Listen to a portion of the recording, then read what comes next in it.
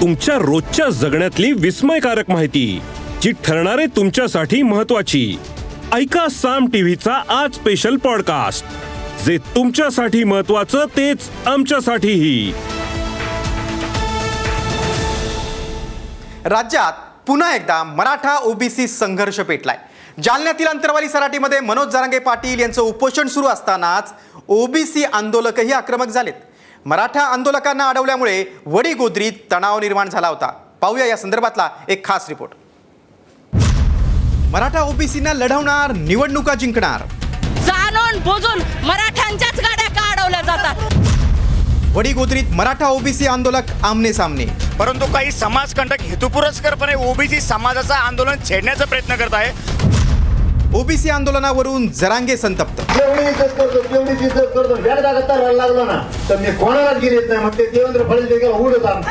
मराठा आंदोलक मनोज जरांगे पाटील यांनी मराठा आरक्षणासाठी 6व्यांदा उपोषणाचं हत्यार उपसलंय। सरकार जरांगेंच्या मागण्यांना कसा प्रतिसाद देणार याकडे सगळ्यांचं लक्ष असतानाच ओबीसी आंदोलकही आक्रमक झालेत।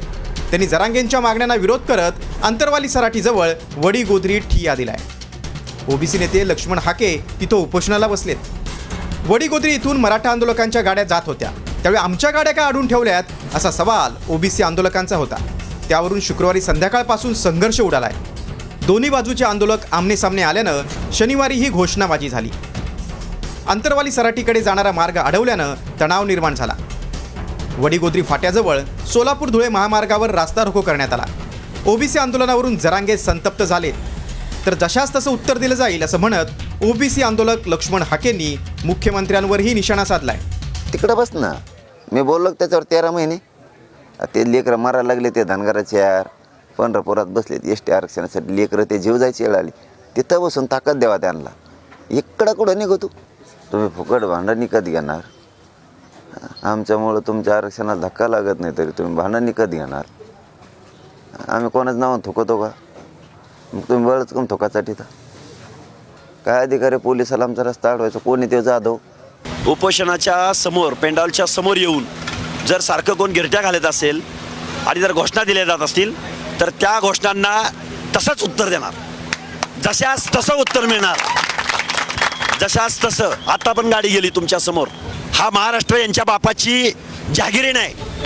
गृहमंत्री देवेंद्र फडणवीस यांनी दोन्ही समाजात तेढ निर्माण होणार नाही याची दक्षता घेण्याचं आवाहन केलं। मला असं वाटतं की प्रत्येक समाजाला आपल्या मागण्यांकरता आंदोलन करण्याचा अधिकार आहे, पण हे करत असताना कुठेही हिंसा होणार नाही, दोन समाज एकमेकासमोर येणार नाही, समाजात तेढ निर्माण होणार नाही, समाजामध्ये कुठली हिंसा होणार नाही, याची दक्षता ही त्या समाजाच्या नेत्यांनी किंवा जे आंदोलन करतात त्यांनी घेतली पाहिजे। दुसरीकडे जरांगे पाटलांच्या समर्थनार्थ धाराशिव आणि बीडमध्ये कडकडीत बंद पुकारण्यात आला।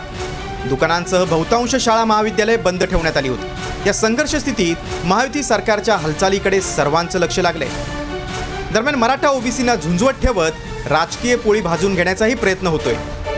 मात्र राज्यातला सामाजिक सलोखा बिघडणार नाही याची सर्व समाजांनी काळजी घेण्याची गरज आहे। ब्युरो रिपोर्ट, साम टीव्ही न्यूज।